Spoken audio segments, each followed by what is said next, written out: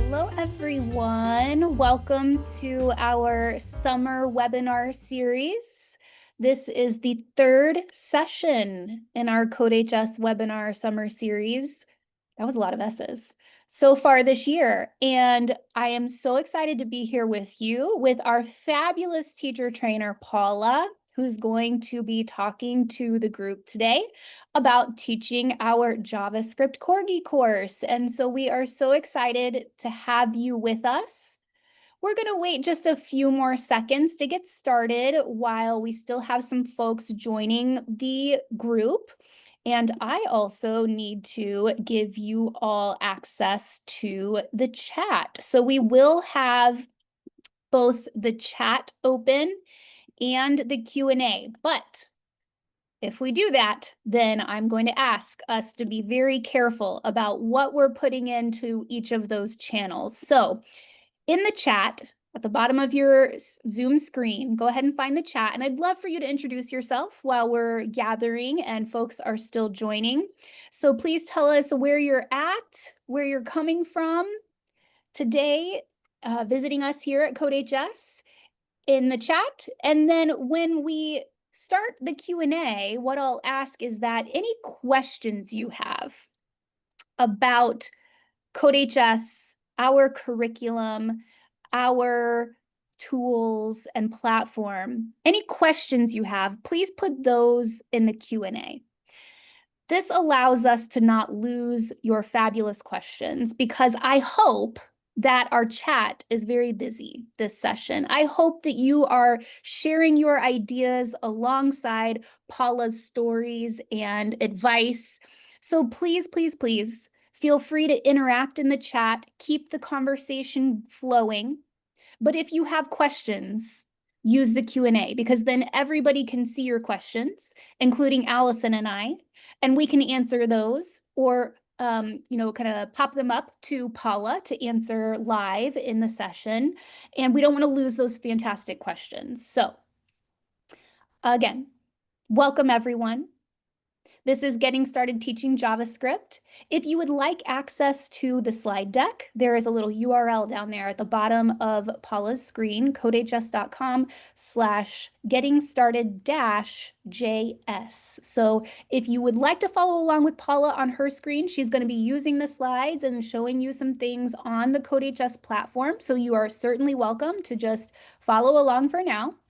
If you would like to reference the slide deck later when you have some time to play around with CodeHS on your own, then you can open up the slide deck there. We will be emailing out a recording of today's session and also a link to that slide deck later after the session. So welcome everyone. I see some folks from Indiana. I love seeing my Indiana folks on calls. I am based in Indianapolis, Indiana. So welcome to those folks from Indiana and Tennessee and Puerto Rico and Texas and Kentucky and all over the US here. Generally, we have some international joiners also, so we'll see who else we get. All right, let's get started. Paula, if you would click to the next slide, please.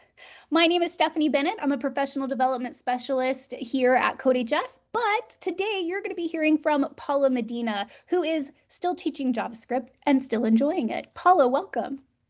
Thank you. Thank you for having me. Yes, and we are also joined, like I said, by Allison Drake, who is a new professional development specialist here at CodeHS, and she and I will be manning the Q&A and answering questions or elevating your questions to Paula as it kind of fits into the flow of her presentation. So next slide, Paula, please. Today, what we're going to be covering in this hour-and-a-half session is a course overview. What is our JavaScript Corgi course? We are going to take a look at a few lessons and see what's included in the curriculum and specifically how lessons are kind of paced and taught and set up for students in the Corgi course. We're going to talk about how you can use the CodeHS platform to customize your course to the needs of your students. And then Paula's going to share a bunch of stories and teacher tips, and I'm very excited to hear all of those. Next slide, please, Paula. Thank you. So again, for those of you who are just joining, we have had about 5 people join in the last minute. We're going to leave the chat for our comments and sharing and conversational kind of items. So if you're just joining, please feel free to introduce yourself in the chat. And we're going to use the Q&A for questions. And so that's the purpose of keeping those separate is, again, to ensure that nobody's great questions get lost in the flow of the chat. So you can open your Q&A and your chat and put your questions in the Q&A, put your sharings and your observations and your stories in the chat. Thank you, Paula. Next slide. If you do not already have a CodeHS account, we would encourage you to make one. CodeHS middle school and high school curriculum is always free. Teacher accounts are free and our student accounts are also free. And so please go ahead and sign up for one of those CodeHS accounts so you can kind of follow along with Paula today, build some muscle memory as we are exploring this JavaScript Corgi course. Allison, would you mind dropping that sign up link in the chat, please? And then I'm going to talk a little bit about CodeHS, and then I'm going to set Paula free to talk about all the great things in our Corgi course. So if you are not familiar with CodeHS already, we are a comprehensive platform for teaching computer science all the way from K through 12. We do have a elementary curriculum, and I said earlier that our middle and high school curriculum is always free for teachers, but our elementary school curriculum is a paid pro license. So if you would like to learn more, we'll get you a link at the end of this session to learn all about our elementary curriculum, but it's fantastic. And as is our middle school and high school curriculum. So we provide all of these services in a web-based platform that provides for equity of access and ease of use as your learners are used to interacting with EdTech platforms. And of course, you know that besides curriculum, we also offer professional development. You are here today, so you know that we have PD.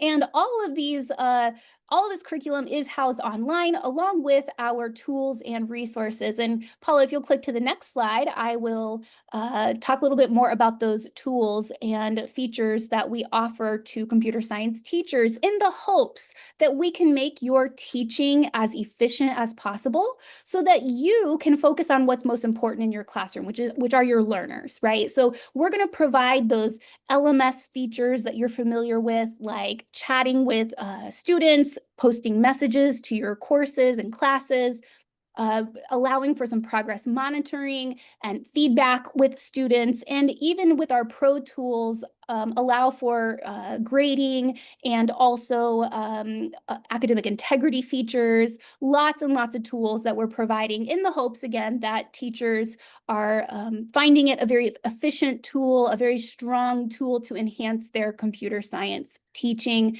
and make it easy so, again, you can concentrate on what's most important, which are your students. All right, Paula, next slide. Then it's off to you.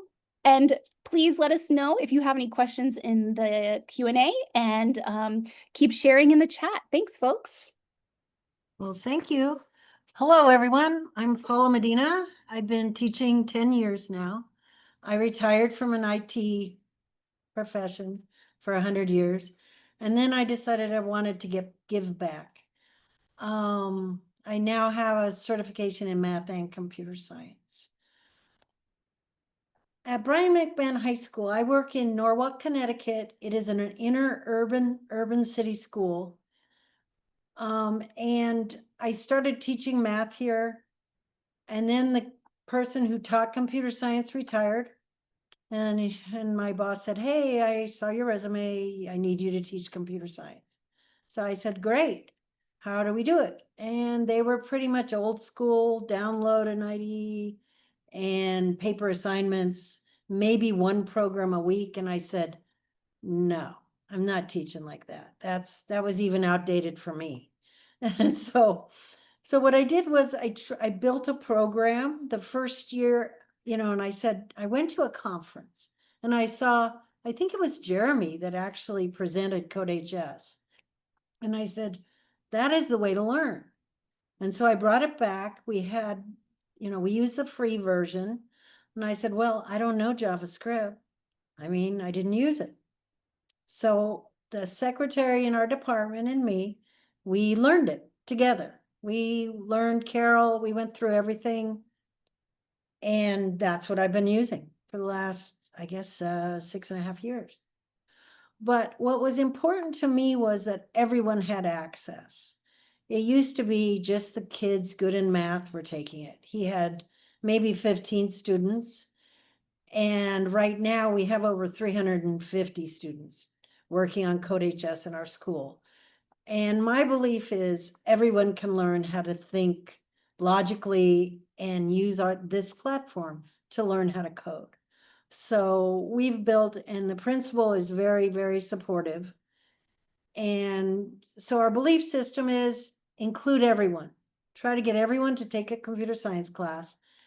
Build a curriculum that everyone can be successful with and use CodeHS.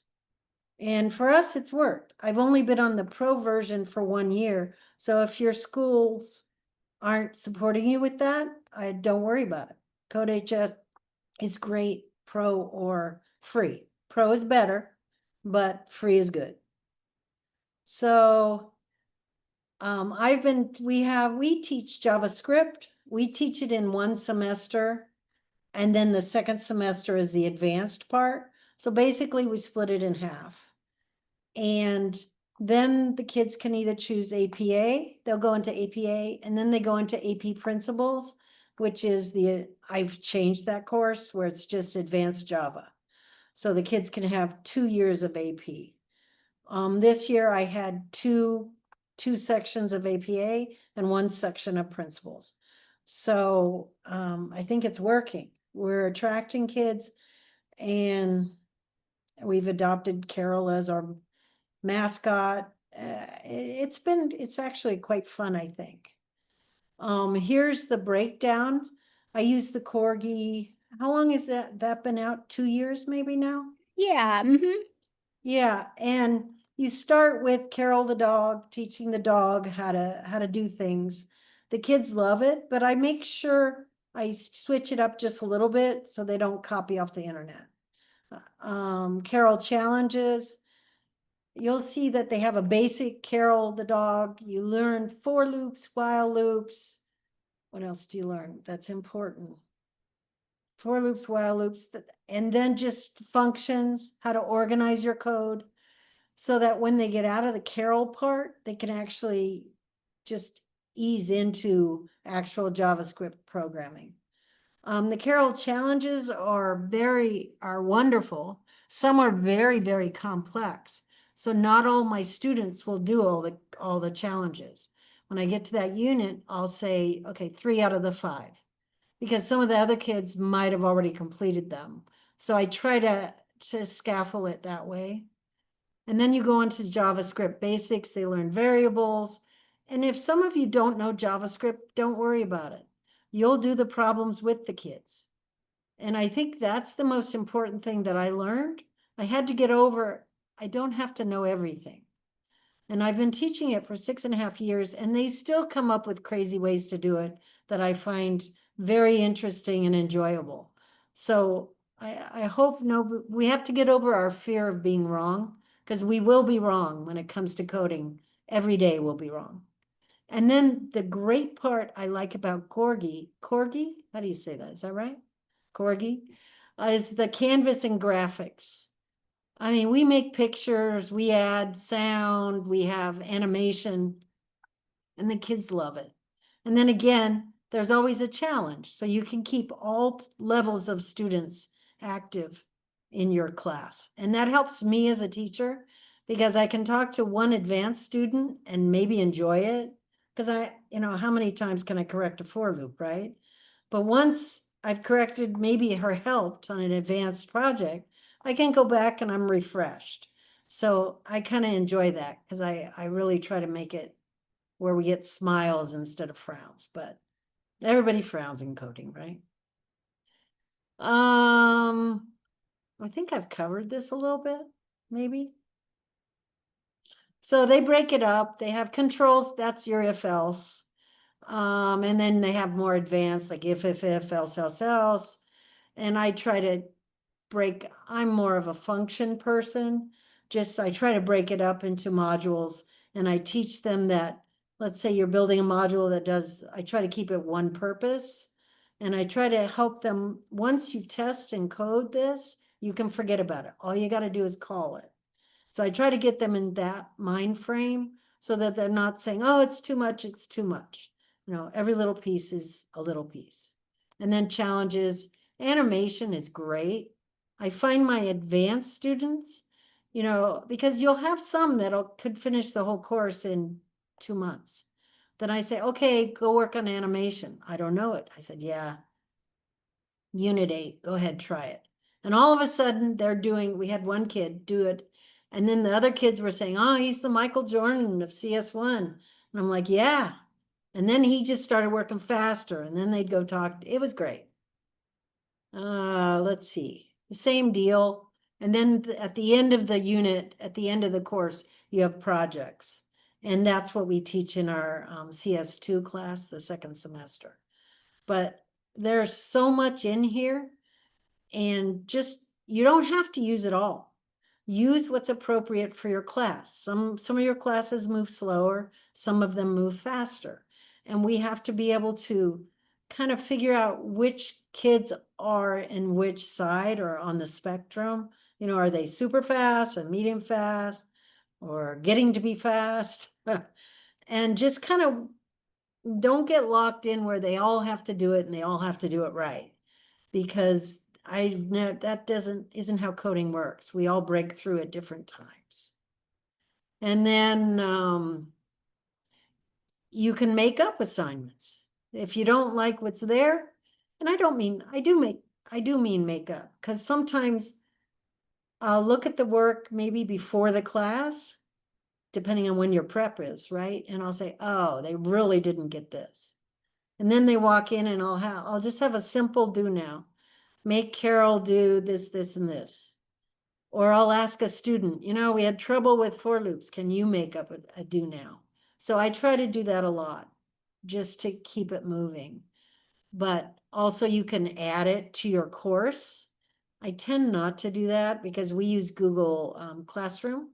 So I need to have my assignments posted. So it's just easier for me to post the assignment there and have them do it in the sandbox. And the sandbox is just another part of the environment where they can just have a place to do, freestyle coding. Okay, so what do I like about CodeHS? They can hit the ground running. The IDE that has been created for us is so simple. My day one, I just give them the code. I say, go on to CodeHS. Here's the code for your class. Log in and find the first assignment. I don't tell them how to do it. I don't direct them. And if someone asks me, because what I want to do is set up the collaborative class right from day one. I'll say, oh, it looks like, what's your name? The kid over there. He's got it. Why don't you come over and show? So, and then within 5-10 minutes, they're all on there on the first assignment. I didn't have to download anything because we work on Chromebooks. I don't know about what your students work on, and CodeHS works seamlessly. I don't have any problems at all. And then the automated grading system is wonderful, where the kids submit their work. CodeHS will give them a green flag if they did it right. There's a position to check your code. I love CodeHS. I do look at CS Awesome and code.org for my more advanced classes, but CodeHS is the one that just makes my life easy. Can we have easy lives as teachers? I don't know. Easier. All right. Structured lessons. That's the new stuff I got this year because we pay. And this has really helped out because I don't know about you, but sometimes they get a little picky, where are your standards with your lessons, cool down, warm up, all this stuff that's in my head mainly. So I can go to the CodeHS lessons and just modify instead of creating from scratch, which saves me a lot of time. And then when I read it, I actually hope I become a better teacher. Hey, Less. Paula, before you move on to zooming in on lessons, since we're at the course level, we did have a question from an attendee. Thinking about certifications for your students. I don't know if you have any experience with certifications, but if you do, I wanted to elevate this question to you.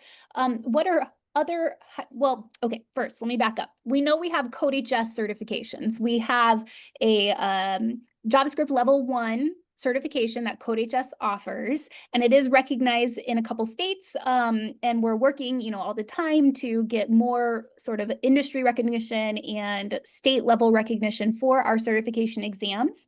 But this attendee wanted to know, apart from the CodeHS certification, what are other highly respected or accepted JavaScript certifications?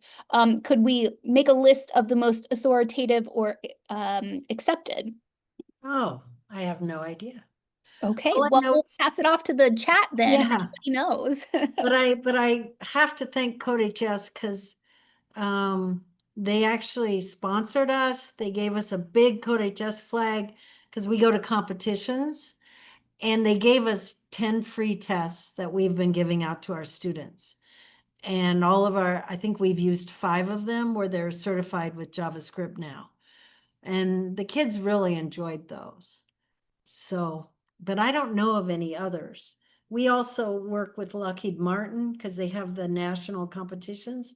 They're actually in Java though. And they help us. They'll send people into the classroom and talk about Java. So I know if you reach out to different people in different industries, you can get some help, and they might be able to give you that information as well. Is that good?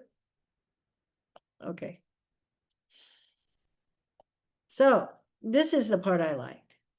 I think, I mean, besides CodeHS is just very comprehensive. If you're stuck as a teacher, sometimes it's hard to navigate, but just push the buttons like the kids do, right? And then you'll find things. But this is the first lesson in JavaScript. And so Carol the dog, they're broken out. This would be unit 1, an assignment. It has a video, it has a little quiz, example, and then the pencils are the exercises. So I'm going to go, let's see where I'm going. And I set this up, and I changed the names of the kids, and I did not pick my best kids. So this is, you're going to see a lot of things that I'll probably not like, and and that's okay. So the first thing is that you get a video. And I personally like the slides better because I don't know. And then I can go through Carol the dog. We love Carol. Carol, we put signs out throughout the school. We have one now. It says, Carol is watching. And then kids come in and say, why? Why is it? And then we explain. And then hopefully they'll take a computer science class. And then Carol has a world, and we teach Carol how to do certain things. So in this case, we taught Carol how to move. So that's all they know. And then Carol likes to grab tennis balls. And so the first couple lessons, you're using these commands, which are really just calls to functions that somebody else wrote. And I like to stress that with my students. It's not magic. Somebody wrote the code behind that, just like somebody wrote the code for this IDE. I always try to get them to think bigger and take the ball. And so Carol moves, Carol can turn left, he can put a ball, take a ball. And as you can see, it's comfortable for the students. And then it goes into some of the more details, but this is just an example of one of them. And then they explain the students will not understand what these parentheses are until they get to parameters, and that's fine. And I'm just a stickler. You got to have the semicolon, even though it works without it.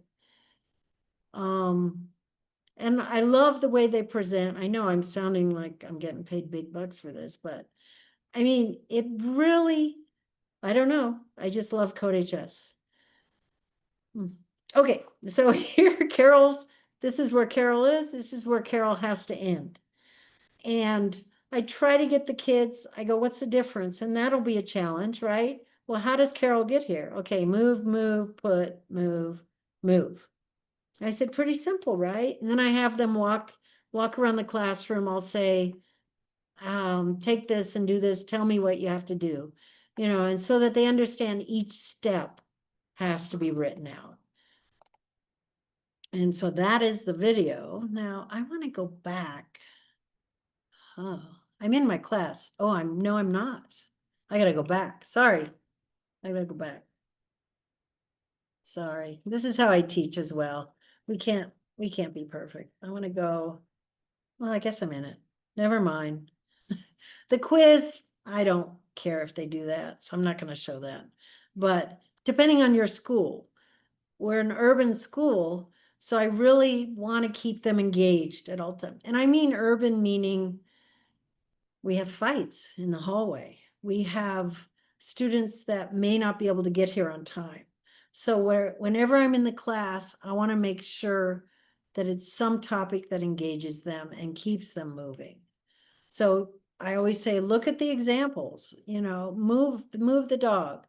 And then if you get it right, you get a nice job. Actually, it's just, any questions about this? I know I'm jumping all over the place. Oh, we have a great chat going, but no questions right now. Good. Yeah, this is a great demo of the lessons and the components that the students see on their side. So I definitely appreciate the look into the student view, Paula. Okay, great. And then the showing the exercise, you have to keep reminding them that, they have all of what they need here.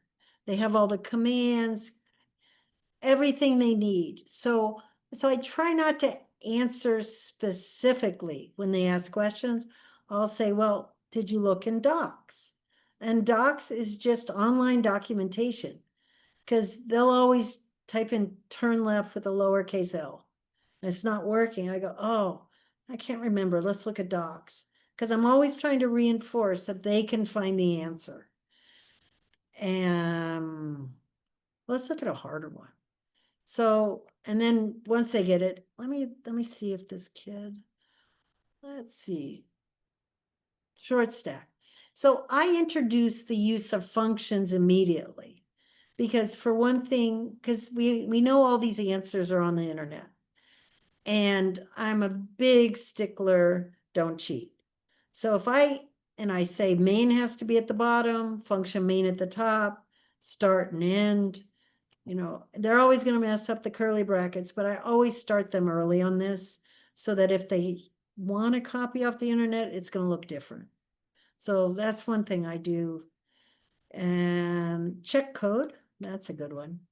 So CodeHS will look, and if you have something wrong, like let's say here, if I take that away and I do a check code, didn't make it.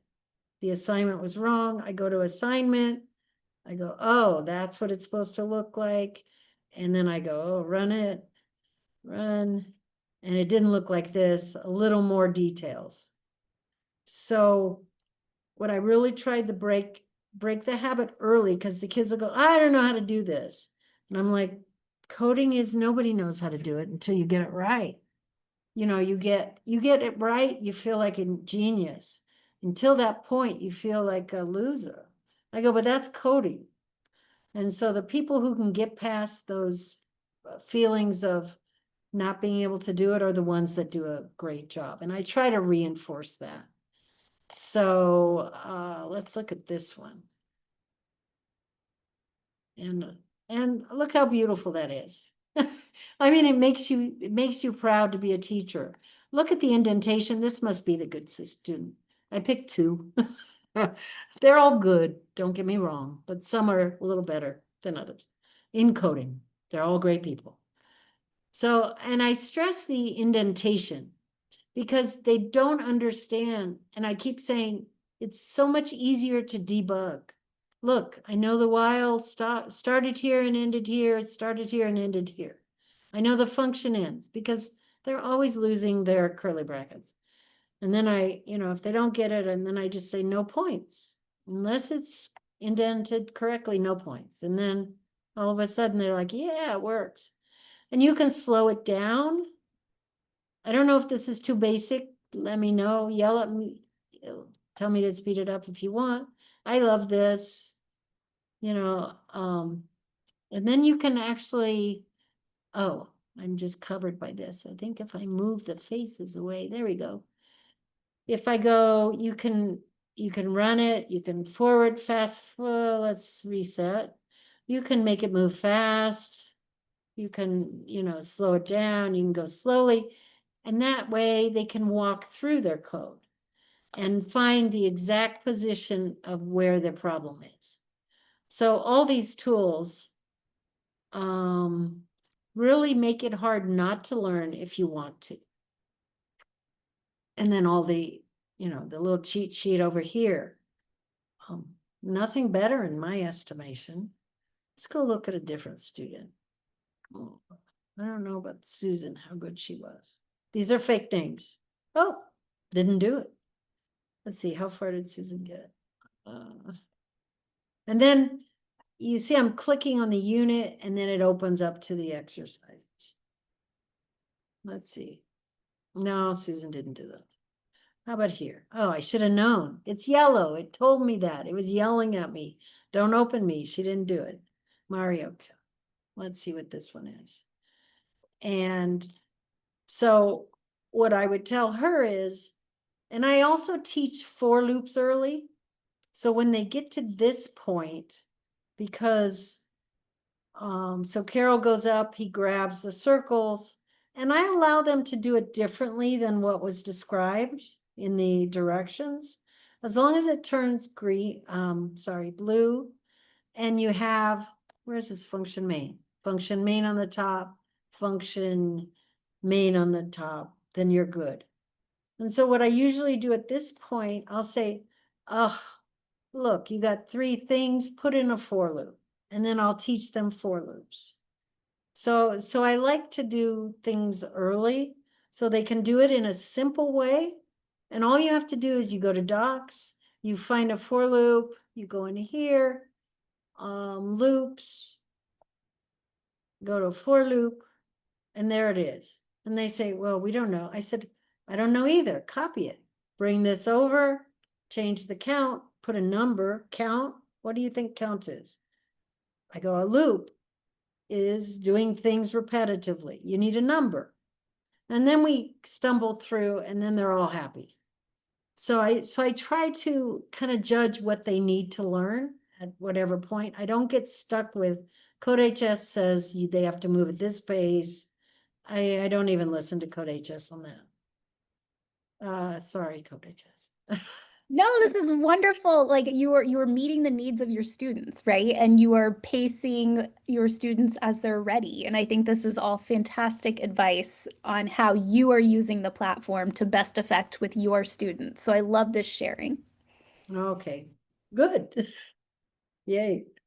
And then I love the history button over here. It's more. I haven't used the conversation. I'm going to have to try that. I think that's when you talk, you can put a note in the student's code. Is that right?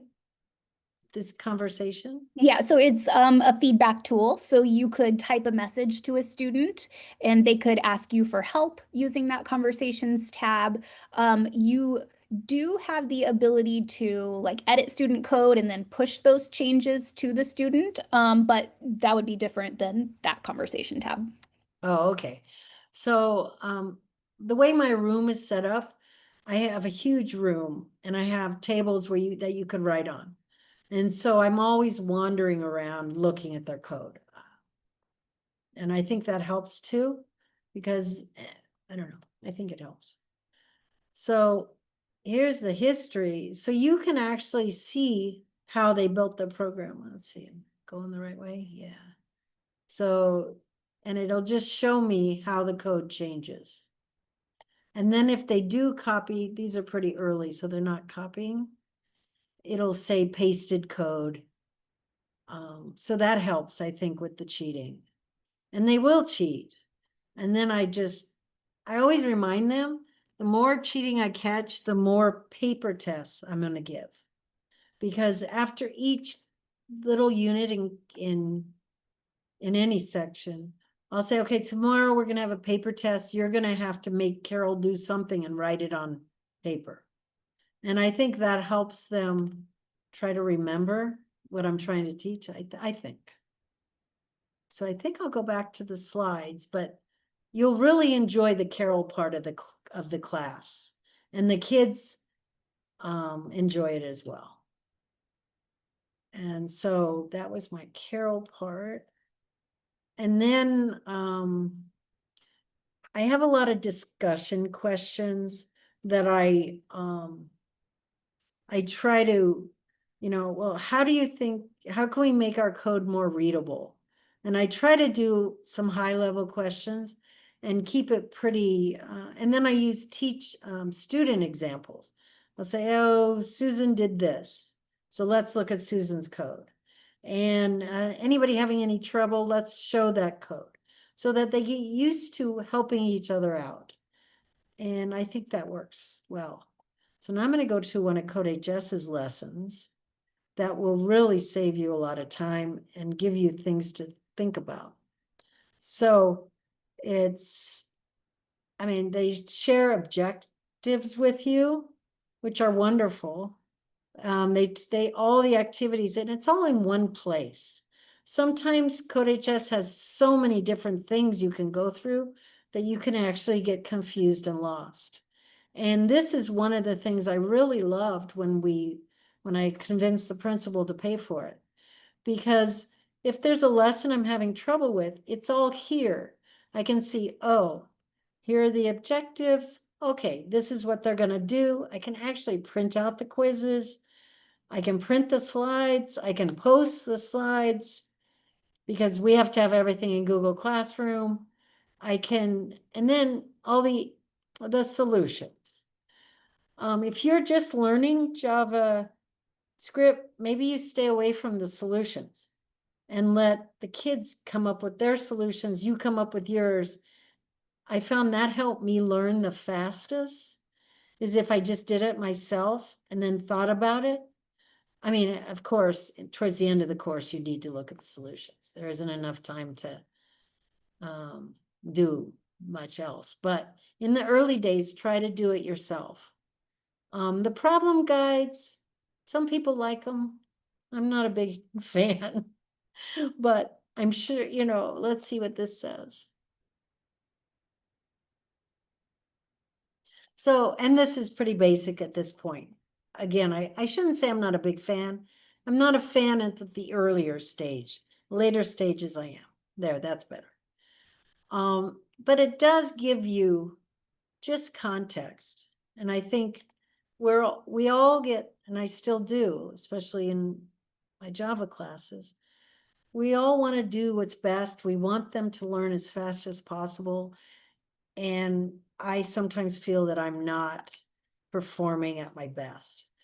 And so when that happens, I do look at these lessons and I really try just to pick something that will motivate me, because, teaching is hard and the kids can be challenging.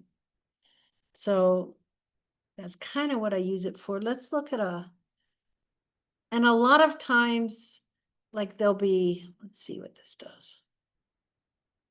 So again, this is a very hard program for the kids. This is in Unit 3, where they had to jump from Carol to variables. And and user input. So all those things are coming at them, and they just want Carol back. And so going to the lesson plan reminds me, what are they going to get wrong? And then and then they'll give you, because the grader, the coder, the auto grader is great, but he is very specific. So in this one, I believe you got to remember to build a blank line in. And you got to remember the exclamation point. And this is where I discuss with the kid how the auto grader is working. I go, the auto grader is just looking for certain things. If it wants you to have three functions, it scans, do I have three words that say function? So that's why, so I guess what I'm saying is the harder the code, the more useful these are. And they're all here. And easy to access. They give you questions. I don't know. Does that look good? Do the people in the audience think this is great? And I don't think code.org does this. And I know that CS Awesome does not. So that's one thing that you're on the right tool. Yeah, and I will say that the lesson plans, including the solution and problem guides, are a paid feature. So I think the first 5 lesson plans of each course you can access for free. But if you would like more lesson plans, then that would be a pro tool. And like I said, I was on the free for, this is my first year, 6 years. And so then if you're on the free tool, the students will get the right answers. So you don't have to worry, you'll always have a solution for you. But are the solutions you have to buy, right?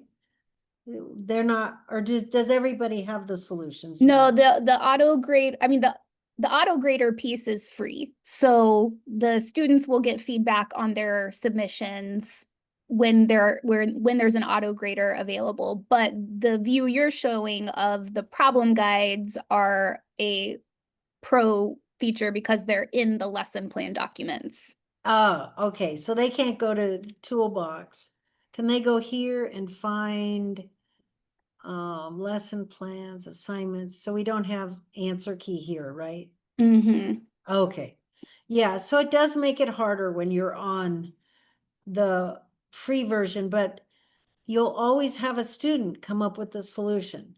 And it might not be the optimum solution, but then you'll have another student, an advanced student. So don't cry. It's okay. You'll make it through and then you'll come up with a solution. And they're on the internet. But anyway, so I'm going to go back to here. And Paula, while you were talking about the answer keys and everything, we did have a question from one of the attendees who was asking about grading. And this came from Cami. I'm assuming Cami is on a free plan because that is where the grading gets a little tricky. So with our pro license, you have access to a grade book and a customizable grade book. You can totally configure it however you want and set it up. But it is a bit different on the free plan. So Paula, how did you grade when you were on the free plan? Um, for example, I used to assign like a unit and say it was due at a certain day, and then I would go through and look at all the code. And I liked that a lot, but I've moved away from that because of the cheating. So now what I do is unit 1 is due on a certain day. I said, but then I pick a few of those problems and I put them on Google Classroom and I make them do them in class. And then they submit it to Google Classroom so that I'm cherry picking which programs I'm going to grade, basically. But they all have to have, I can still see all the greens. So they have to put in the effort, and then I cherry pick a few assignments and switch them up just a little bit. And then I have those, they do those in Sandbox. And then every class, I generally have a do now. So I kind of have forward do now. So if we're working with variables, I say, I may have okay, ask your mother what her age is, and then print it out. And that'll be my complete do now. So they'll say, well, graphics, okay, console.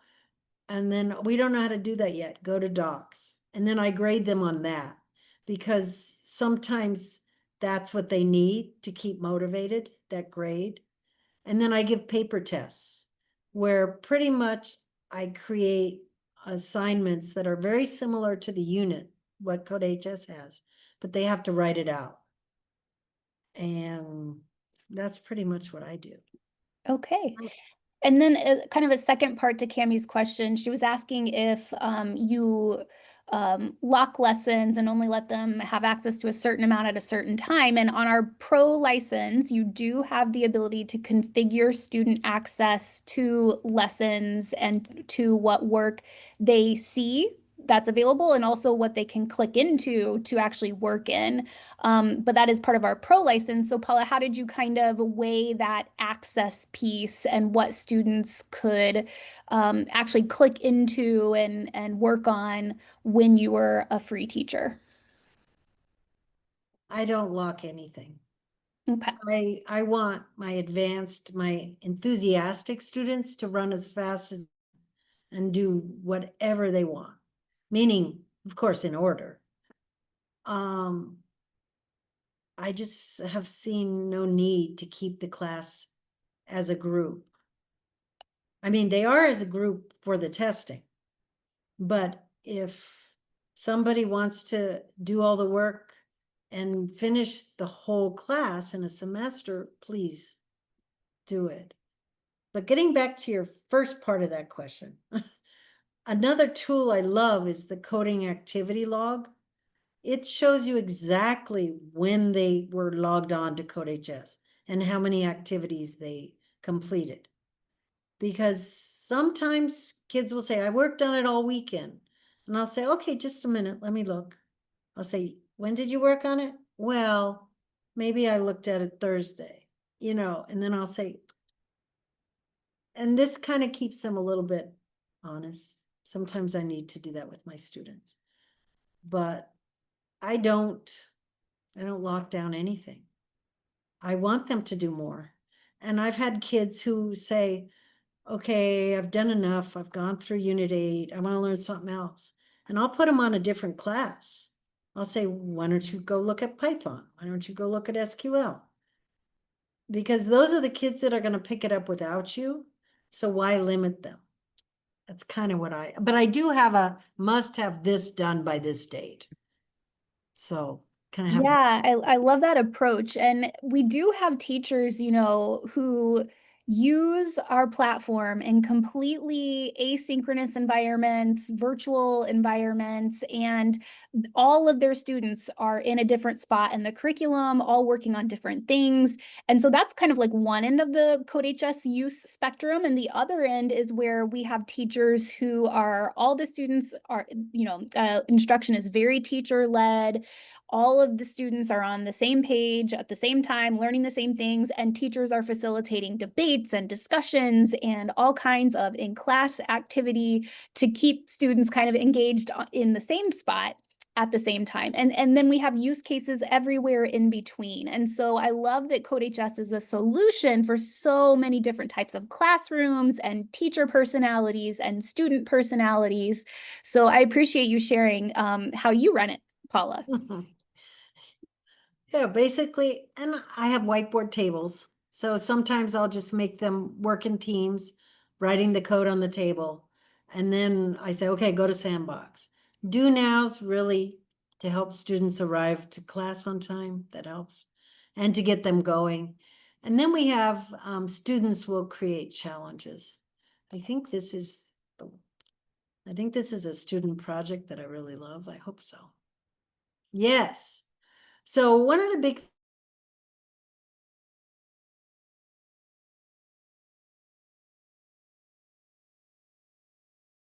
tell me I can't run this. There we go. Okay, they've added graphics sooner, earlier. So you have a little dry period in Unit 3 where they're learning variables and they really get bored. And then we go to graphics and they love. So one of the projects was, I said, think about a social issue that you want, and I want you to create pictures and convince me that it's bad or good.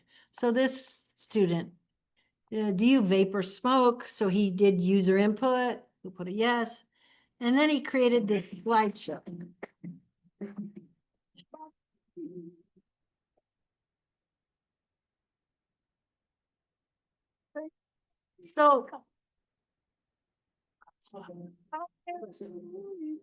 So basically what he did was He has all these images, and he has the timers, which are pretty tricky. And then he has all his different screens, and he added music. So this was something that really they love to do. And I don't know how to download every piece of music because it's different depending on how the music is stored. And they all figured it out. And I think we have to be comfortable with say, I don't know how to download music, figure it out. So they figure it out. I know how to test it because CodeHS gives, I think you guys give us songs, I don't know. But you give us images. So we can test the image part with a CodeHS image, but they don't want those images. So then they have to figure out how to translate it. So this is one of my wonderful, I love doing these projects where you just set them free. And in this, I'm going to run it again. I'm going to say no. And he used the same music for yes and no, which is silly, but I don't care. You know, he did it.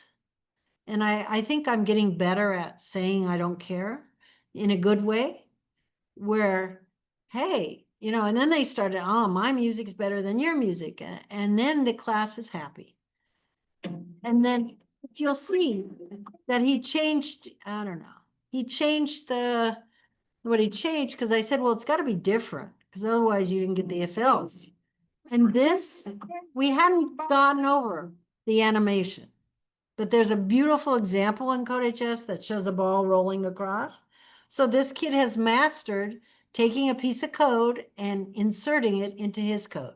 And to me, that's a success for after 3 months in a coding class, that they have that experience and that knowledge, actually. So So Paula, we do have a question in the chat that I think is applicable here. Because you're allowing your students so much freedom, one of our attendees is wondering, do you allow your students or even show them how to use Copilot or ChatGPT for coding? And if you do, when do you introduce that in the CodeHS curriculum? And do you feel like it increases or decreases student motivation to learn? yeah, for JavaScript, I don't think they know enough. My view is everybody says, oh, coders are going to go away. I don't think so. But you have to understand what it takes to build a program. And I think that's what this JavaScript class gives them. They have to learn how to decompose, how to organize their thoughts, how to bring in new technology like songs and music and images. So I don't use it, and I can keep them busy enough with the CodeHS curriculum so they can learn all the things. And then when they get to APA after the test, what I did this year was I said, okay, I want you to learn the front end to Java Swing. They said, we don't know. I said, I don't know. Chat GPT it. GPT? I get those, whatever. And they then started building complex programs with ChatGPT. And I thought that was good. I also like Claude, that does a lot of programming in there, but I only use it for my advanced students because I don't know, maybe because I was a coder, I see the value in understanding, being able to look at a piece of code and understand why it works and how it works. I don't know. Maybe I'll change next year. I don't think so, though. I don't know if that answers it. Oh, I guess we're time for lunch. Course customization. You can add, reorder. I don't do a lot of this. I don't know why. But sometimes I will block assignments that I don't want them to do. Especially in my Java class, because sometimes they get a little repetitive. So I know how to block, but it's not hard to do. It takes time. And maybe you wouldn't do it your first year as a teacher, because you might not have enough time to do it. And so this is showing you how to remove it, just the 3 dots, and then it follows through. That makes sense. And then you can add comment the same way. I don't know if people are interested in this. Is this for both the free and the paid?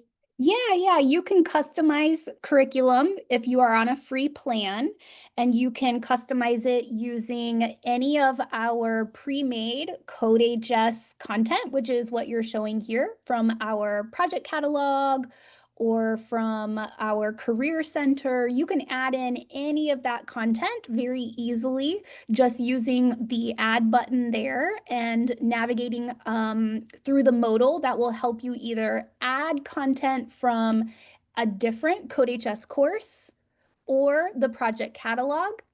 Or if you're in the Career Center, you can also add Career Center assignments to your courses. So yes, customizing courses by adding content, deleting content, or moving content around is all free.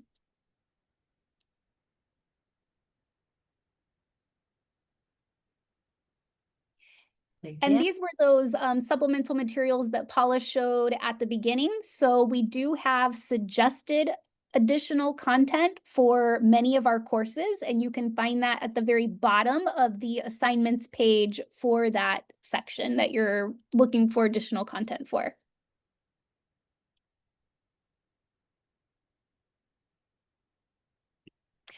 And Paula, have you ever added in any content of your own? I know you mentioned some other platforms that you enjoy using. And if you have passion projects that have worked really, really well in your classroom, if you have projects that students just respond well to and are engaged with, you can bring all kinds of different content, videos, slideshows, I think even like the quizzes and all kinds of different items into the course by building a custom module, lesson, and activity like you see here. Have you ever done that, Paula? yes, I have, especially sometimes when the advanced students are looking for more work, then I'll bring it in. I added also, you have a whole section for the AP class on testing practice exercises that I would add in to certain units. And you could make it as simple as anything. Like I'm even thinking, like I do my do nows with Google Classroom, but now I'm even thinking of putting it directly into CodeHS, just having, inserting a simple do now into it. Just kind of depends on if the administration will allow me to just have that for the class and not Google Classroom. Teaching tips. All your students aren't going to catch on this at the same speed, and that's normal. It just makes our job harder, but more interesting. I can't think of any, and this is just my style. I can't think of anything that would be more boring to me as if everybody were doing the same thing at the same exact time. That's just kind of mine. We have kind of we always say just code it if and the kids get used to saying that to each other. It's, I don't know how to start. Well, just do something.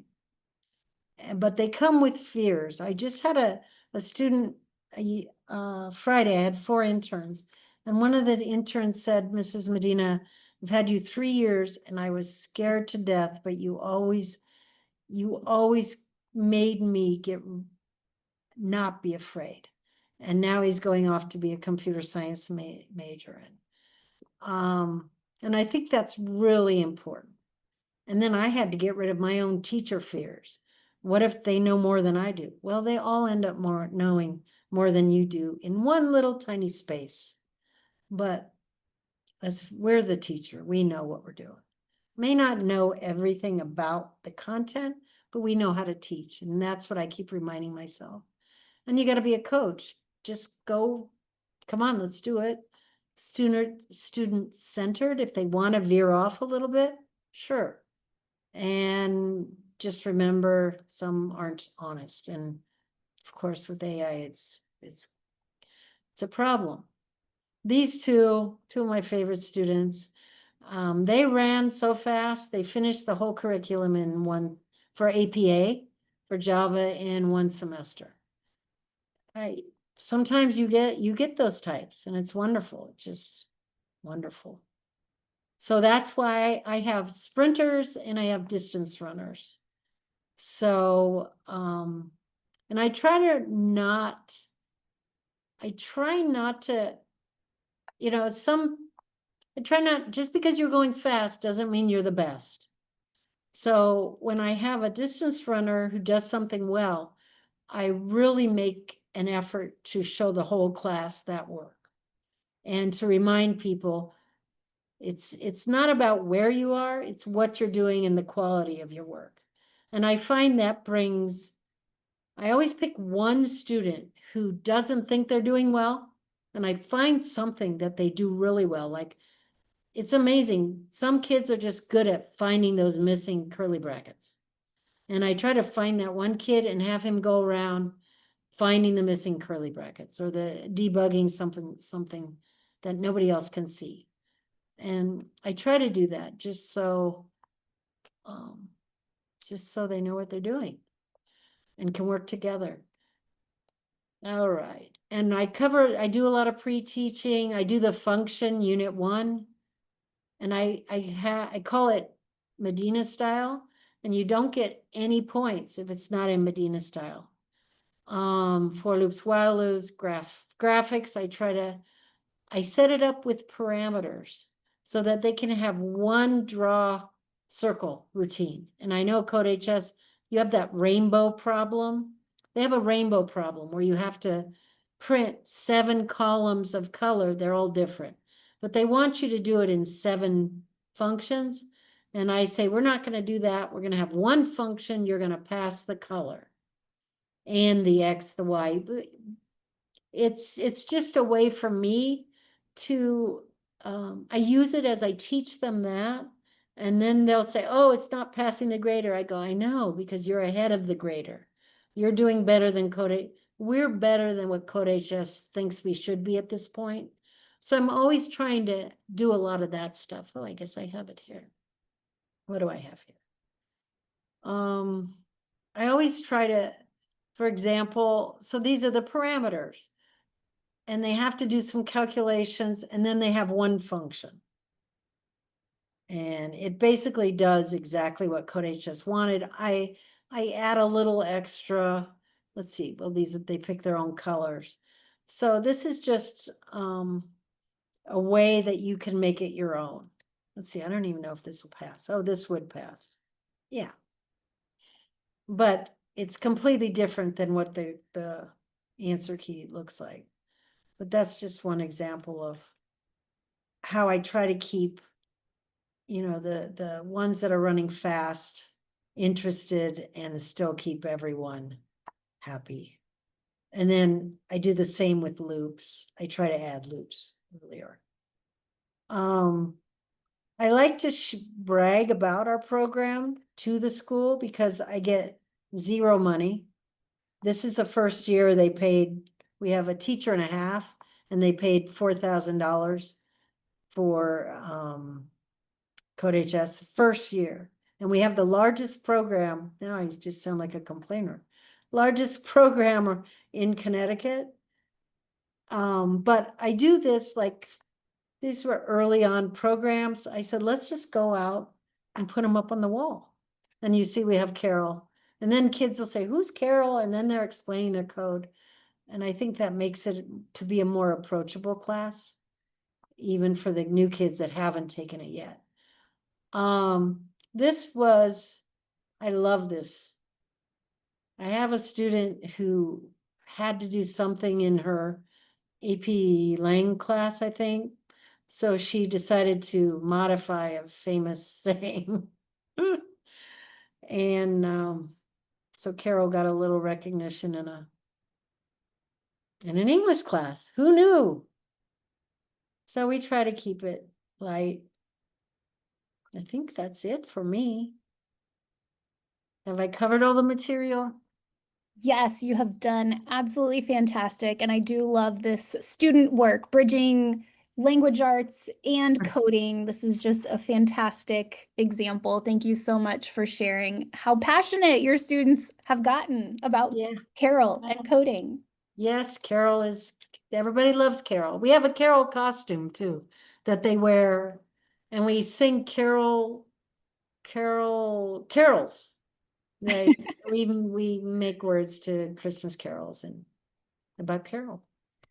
I love it. Well, I will do one last call for Q&A questions as I kind of slowly work through our wrap up and support slides here. So if anybody has outstanding questions for Paula, you want to hear about any of the practices she implements in her classroom, or if you would like to go back to anything that she's touched on about our Corgi course, we have had some wonderful tips and sharing in the chat around the sandbox feature, around the question of the day. Paula, do you use either of those in your classroom? Yes. I required it in my AP class, the question of the day. I love it. I think I'm going next year. I want to require it in a JavaScript because Awesome. I I just love that. That was amazing. And do your students get really passionate about keeping their streaks? No, Okay. no, I have to threaten them. No, they do not like it at all. I'm the only one that likes it. Oh, that's so funny. Well, would you mind showing the group since it was a topic of conversation? Would you mind pointing out on the, like hopping over to the platform and showing folks where they can find the question of the day? Now am I in the right place? Where do I have to go? Why isn't it? Um, I think if you I- go to your toolbox, Aha. See, you will never know everything. Now where do I go? resources, the teal area. Teal. Hmm. Okay, and it's here. Question of the day. Is Yep. that it? Yeah, that's it. There we go. Yes, so we do have several different levels and several different languages available there for your students, and you can view your students' activity and progress and how they're doing on all those. Yeah, these are very nice. This, these are very nice. And Paula, do you find that I believe the questions of the day work in conjunction with the curriculum so that they're Mm, easier at the beginning of the school year and then they get harder as right, right. They were really good for my AP classes. Yeah, I have to do it. Okay, you've embarrassed me. I'm gonna use them next time. what? No, I hope I've embarrassed you. If it's working well for one class, spread the wealth is what I say. Well, thank you so much for sharing. Let's pop back to the slides. And we do have a question about, I believe it's about the question of the day. Do you have students do the question of the day answered on CodeHS, or do you do it in a Google Doc? CodeHS, because they're Okay. all multiple choice, aren't they? Yes. Yeah. Yeah, yeah. Mhm. All right. So if you come away from this webinar and you find yourself having questions once you're into the platform and you're clicking around and you're trying to remember something Paula talked about, we always have access to the knowledge base available to you 24/7. And it is a fantastic place to find help and answers to any of these items that Paula has brought up today, or you've seen in the Q&A or the chat. You can just search, and we have great step-by-step instructions for how to use platform tools and can also probably answer some of your questions about curriculum, selecting curriculum, building pathways for your program of computer science at your school, and more. So definitely check out the knowledge base. You can also talk with one of our customer support folks by clicking on the little smiley face icon in the bottom right-hand corner of the platform. So please reach out. Paula, have you ever reached out to our support? Oh, many times. And it's many times, just many times. And they always get back to you. And it's even better now that I'm on pro, they'll actually, sometimes it's like, well, if you're on pro, we could help you with that, which is fine, not complaining. But no, they're great. Yeah, very knowledgeable folks, very, very accessible and easy to get a hold of. So appreciate that. All right, let's go on to the next slide. Other resources, if you are interested in becoming a power user of CodeHS, we have our CodeHS Certified Educator Program that the application window actually just closed, but I think, accepted 89. I saw 89 educators into our Certified Educator group this year in this very large cohort. And there are some special perks to being a part of that group, but you do have to have used CodeHS for at least a year in the classroom before you can apply to be in the certified educator group. You can earn micro credentials with us. You can also, if you have social media, join our CodeHS Facebook educators group. We even have specific groups for specific teaching courses, like we have a CSA Facebook group, we have an elementary Facebook group, and then we just have a general CodeHS tips and tricks for using CodeHS in the computer science classroom. And then, of course, we also have our social media there. So last that I would like to show, if you will go on to the next slide. We do have some links for you all. We would request that you please fill out our webinar survey. Let us know how we did today. So I put a link to that survey in the chat. We love hearing your feedback. We love to know, was this useful to you? Is this topic useful to you? Did we focus on the right items? Did we miss anything? If there is something you still have a question about, there is something you still want to know about, please put it in the survey, and I will try to follow up and see if we can get get you the information you need. We are here to serve, and Paula has been so graciously giving of her time today to share her teaching experience with you, and we would just love to hear how you enjoyed it.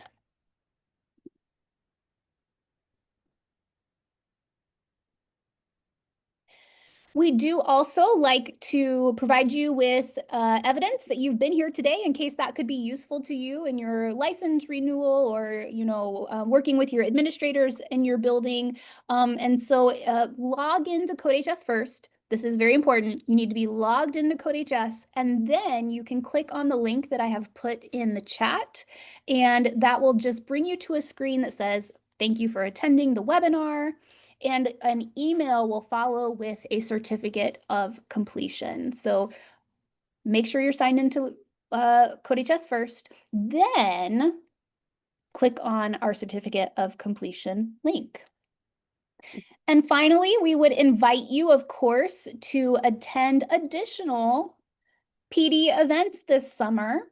We do have 3 more sessions in our summer webinar series, and we would love to see you again to learn more about these other courses available on the CodeHS platform. So please, if you are teaching APCSA or APCSP, definitely join us, especially that CSA group, because as you know, if you are teaching APCSA, the College Board made lots of changes to the APCSA course for 25-26 school year, and we will be sharing a lot about that new course and how CodeHS is supporting educators in teaching CSA with all the changes from the College Board. We have a fantastic brand new course for CSA. So please join us on the 16th if you can.